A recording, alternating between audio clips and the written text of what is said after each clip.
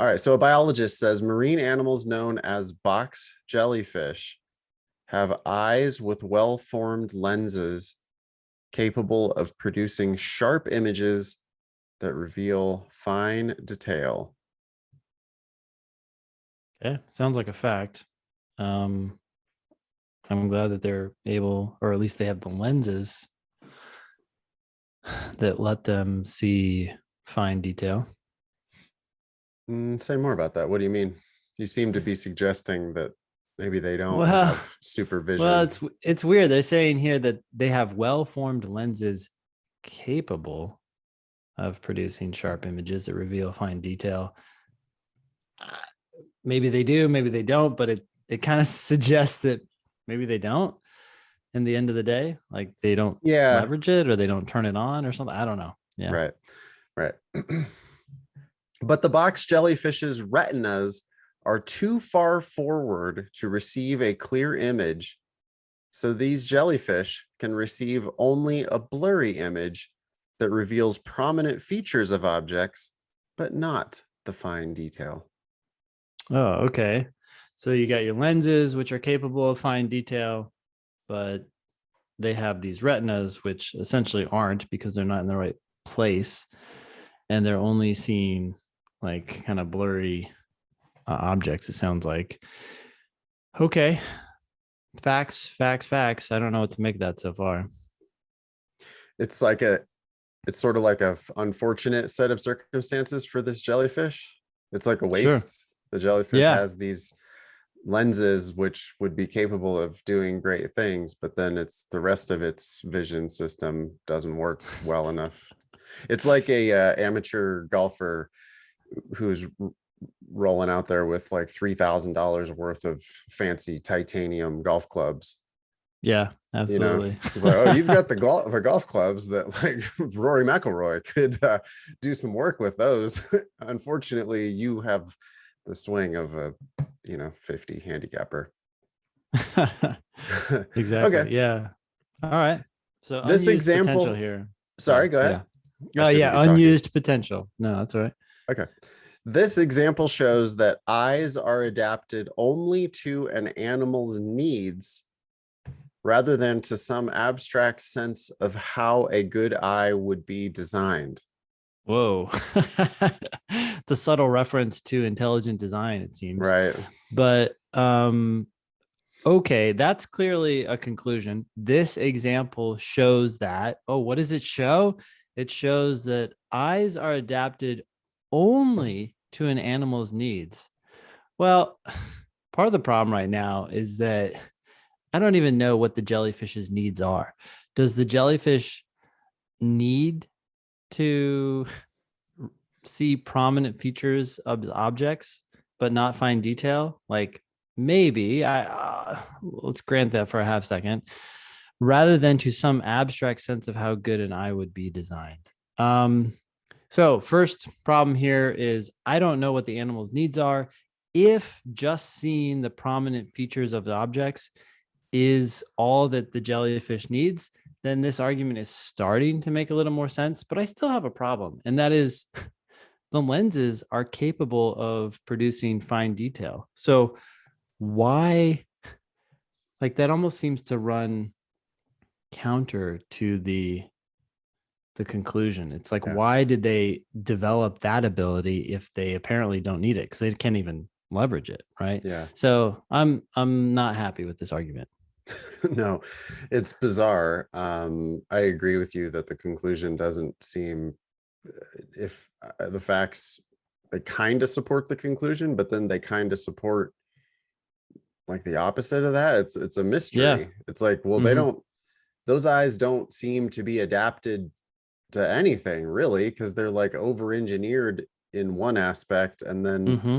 not, they don't work well enough in another aspect to make the whole system not work. It's like, well, that doesn't seem adapted to anything. That just seems like they have accidentally too good of lenses to go Mm-hmm. along with their shitty retinas. Why, Ben, are you attacking that last sentence but not the previous two? The previous two are pieces of evidence that the author is presenting as fact. And so I just have to accept them as fact. The last sentence, however, is a conclusion that the author is drawing from those two pieces of evidence. And that's where we can jump up and down and really hold the LSAT to account. It's like, hey, I'll grant you your premises, I'll grant you your evidence, but using logic, using reasoning, can we draw this conclusion from those premises? Yes or no? That's always the question. And how do you know that that last sentence is the conclusion? The big key to me was the fact that it said this example shows that. It's like, okay, you're taking the example you just gave me, and then you're concluding, you're saying that it shows something. And my question then becomes is, does it really? Yeah. That word shows, I always have to like point that out in my classes. I don't know if you do this as well, but on the LSAT, I think shows means proves. Yeah. And so we get to hold them to a real high standard here of, hey, wait a minute, you think that this example about the box jellyfish proves something? You think it proves what? You think it proves that eyes are adapted only to an animal's needs rather than to some abstract sense of how a good eye would be designed. I guess the other thing that I would point out there, and you're already attacking on these angles, but you know, they're bringing up so much new shit in their conclusion there. Yeah. And if there's a 10 commandments of the LSAT, one of them is thou shalt not bring up new shit in your conclusion. You just don't get to do that. Nope. You can take your evidence and combine it together to conclude something that was not said. In fact, that's what happens almost always in valid arguments. But the ideas and concepts that are mentioned in the conclusion cannot be new because otherwise there's no evidence to support them. And here, I mean, the thing I jumped on the most at first was the animal's needs. I don't know what the animal's needs are. So how can I draw a conclusion about them? You also have no, where did abstract sense of how a good eye would be designed come from, right? I mean, it seems like we could argue and say, no, maybe blurry images are that's the ideal abstraction of how a good eye would be designed. You know, what's funny is that people probably are listening to this and they're listening to you say that and they're rolling their eyes and they're like, that is not, we don't know what an abstract sense of a good eye would be, but I know it's not that. Actually, you don't know that because in life, there's always different levels of detail, right? How detailed are you going to go? And sometimes too much detail is not helpful. It's like you get overwhelmed with information and then you can't make an effective decision. And that might be true for jellyfish. Maybe this is actually the best level of detail for them because it helps them do what they need to do. Totally. All right. So the question stem says, I gotta stop saying stem. Fuck, I need like a swear jar. Every time I say that, I'm gonna put money in it. The question says, the argument requires assuming which one of the following. Okay. This is a necessary assumption question. It's asking me, what is something that the author of this argument, the biologist, absolutely has to assume, absolutely has to accept as true? If the author does not do that, their conclusion will fall apart. Okay. Okay. Oh, go ahead. Oh, yeah, really quick. So in necessary assumption questions, there are so many things that can be necessarily assumed that I go into the answers with somewhat of an open mind. That said, the work I've already done, what are the animal's needs? This argument is assuming that seeing objects as, or seeing things as objects rather than fine detail is a need of the animal, is something I would predict, but I would also be open to other things that maybe I hadn't thought of. It's like, yeah, that does need to be true. So I'm really just asking myself, does this answer choice have to be true as I read these? Can I give you a hypothetical answer and see what you think of it? Sure, go for it. So this answer it mentioned in passing this idea of intelligent design, basically, right? I mean, it is Mm-hmm. saying, Mm-hmm. hey, look at Mm-hmm. the box jellyfish. It's got a really good lens and a really bad retina, so it only gets a blurry image. Therefore, it must be adapted to the animal's needs rather than to some abstract sense of how a good eye would be designed. I don't see how you don't think about like creationist thinking there when you see that. Sure. Yeah. Yeah. Mm-hmm. Um, what Designed else by could they whom? possibly be referring to, right? Yeah. So what if there was an answer that said, the flying spaghetti monster designed the box jellyfish's eyes uh, because it thinks that receiving a blurry image that reveals prominent features of objects but not fine detail is the perfect way to design an eye. Well, sorry, it has to have a not in there, right? It has to say the Yeah. flying Yeah. spaghetti monster did not do all that stuff. Okay. Yeah, we have to assume that it did not do that, because if it had thought, hey, this is uh its abstract sense of how a good eye would be designed, then we can't actually conclude that it was adapted only to its needs, but was actually adapted to this spaghetti monsters, or whatever you said, its conception of what a good eye would be. Yeah, and it's bizarre, but you would have to pick that, right, Ben? That answer, Yeah. you would go, well, shit. If the flying spaghetti monster did in fact design the box jellyfish's retinas and lenses according to its own sense of how a good eye would be designed, then this argument falls apart.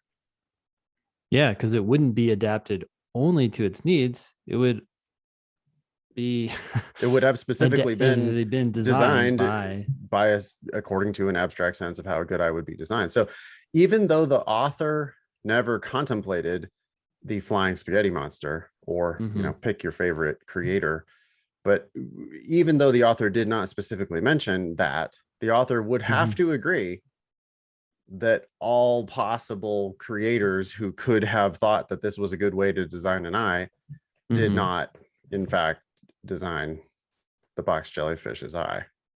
Exactly. And that's not an answer that I would predict.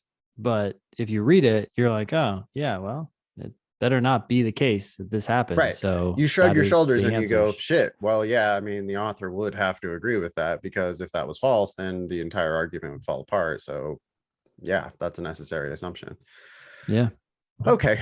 A says box jellyfish are the only kind of jellyfish with retinas that do not focus clearly. We this author used box jellyfish to prove her point, but it doesn't mean that other jellyfish couldn't also prove her point.